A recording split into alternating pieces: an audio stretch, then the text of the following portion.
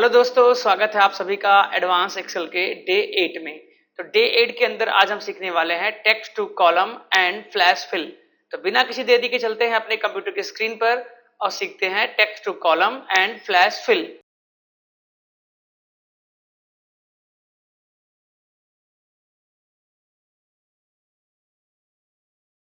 तो दोस्तों आ चुके हैं अपने माइक्रोसॉफ्ट एक्सेल के इस स्क्रीन पर और आप देख पा रहे होंगे यहाँ पर एक डेटा है हमारे पास, जिसमें नेम है, टाइटल है और उसका कॉन्टैक्ट नंबर है, जो कि एक ही कॉलम में है। ऐसा तब होता है जब हम कभी डेटा को किसी और प्रोग्राम से कॉपी करके यहाँ लाते हैं। जैसे अगर हमारे पास डेटा जो है वो पीडीएफ में है और वहां से हम कॉपी करके एक्सेल में पेस्ट करते हैं, तो वो डेटा अलग अलग कॉलम में ना होके एक ही कॉलम में हो जाता है। जैसा कि आप देख पा रहे होंगे यहाँ पे डेटा क्या है, एक ही कॉलम में हो गया। ठीक है, अब मुझे क्या करना है, इसे अलग अलग कॉलम में करना है। जैसे यहाँ पे इसका नेम जो है वो हमें चाहिए बी में, इसका जो टाइटल है वो हमें चाहिए सी में और जो कॉन्टेक्ट नंबर है वो हमें चाहिए डी में। तो किस प्रकार से इसे हम कन्वर्ट करते हैं, एक ही कॉलम में लिखे गए डेटा को अलग अलग कॉलम में कैसे कन्वर्ट करते हैं। तो इसके लिए यहाँ पे कमांड जो होता है उसका नाम है टेक्स्ट टू कॉलम।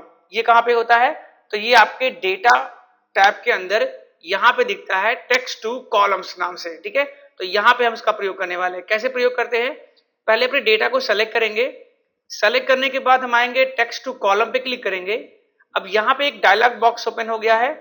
इसमें देखिए यहाँ पे लिखा हुआ है डिलिमिटेड। ठीक है, इसको चेक करेंगे, फिर करेंगे यहाँ पे नेक्स्ट करेंगे।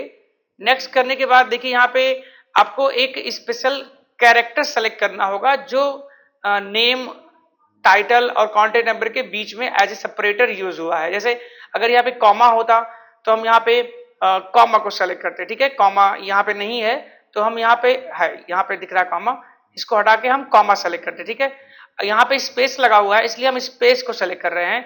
अगर यहाँ पे डैश या अंडरस्कोर होता तो हम यहाँ पे अदर पे क्लिक करके यहाँ पे डैश या अंडरस्कोर या कोई स्पेशल कैरेक्टर यहाँ पे हम लोग अपने हिसाब से लगा सकते हैं। लेकिन हमारे केस में आप देखेंगे यहाँ पे स्पेस यूज हुआ है डेटा को सेपरेट करने के लिए। तो यहाँ पे हम लोग सेलेक्ट करेंगे स्पेस और स्पेस सेलेक्ट करने के बाद यहाँ पे करेंगे नेक्स्ट करेंगे। नेक्स्ट के बाद आप देख पा रहे होंगे यहाँ पे डेस्टिनेशन आ रहा है, इसको डिलीट करके और जहां पे डेटा हमें लाना है, जैसे हमें लाना है बी कॉलम में, तो हम यहाँ पे क्लिक करेंगे, ये B1 है और उसके बाद यहाँ पे हम लोग कर देंगे फिनिश। जैसे ही फिनिश करेंगे और करेंगे ओके, तो आप देखेंगे डेटा जो है वो क्या हो गया है, एक कॉलम से अलग अलग कॉलम में हो गया है। अब जो कॉन्टेक्ट नंबर है ये 10 कैरेक्टर का है, इसलिए थोड़ा दिक्कत कर रहा है। इसको सेलेक्ट करेंगे हम लोग और होम में आकर के यहाँ से जर्नल की जगह यहाँ से नंबर करेंगे और डेसिमल पोर्शन को यहाँ से हम लोग कम कर लेंगे। ठीक है, तो इस तरह से जो हमारा एक कॉलम में डेटा लिखा गया था उसे हमने अलग अलग कॉलम में कन्वर्ट कर लिया। ऐसा बहुत बार होता है जब डेटा आप कॉपी करते हैं पीडीएफ से या किसी और प्रोग्राम से, तो ये प्रॉब्लम अक्सर होती है कि वहां से हमने कॉपी किया, यहाँ पेस्ट किया तो वो अलग अलग कॉलम में ना होकर के एक ही कॉलम में हो गया। आई होप आप समझ चुके होंगे कि ये कैसे आसानी से इसे हम एक ही कॉलम से अलग अलग कॉलम में कन्वर्ट कर सकते हैं। अब देखिए जो हमारा ये डेटा टैब है, टेक्स्ट टू कॉलम के बगल में ही होता है फ्लैश फिल। अब इसका भी यूज समझेंगे हम। इसका क्या यूज है, इसका भी यूज सेम काम के लिए। ठीक है, जैसे हमने यहाँ पे अलग अलग किया वैसे ही हम लोग यहाँ पे इसको हम लोग कर सकते हैं, अलग अलग कॉलम में कर सकते हैं अगर डेटा एक ही कॉलम में। यानी टेक्स्ट टू कॉलम्स जो कमांड करता है वही कमांड फ्लैश फिल करता है। लेकिन उसके लिए आपको पहले यहाँ पे लिखना पड़ेगा, पहले का नाम ऐसे यहाँ पे अरुण है तो मुझे अरुण लिखना पड़ेगा यहाँ पे। उसके बाद इसका टाइटल लिखना पड़ेगा, फिर यहाँ पे लिखना पड़ेगा मोबाइल नंबर, इनका जो भी मोबाइल नंबर है एक बार लिखना पड़ेगा।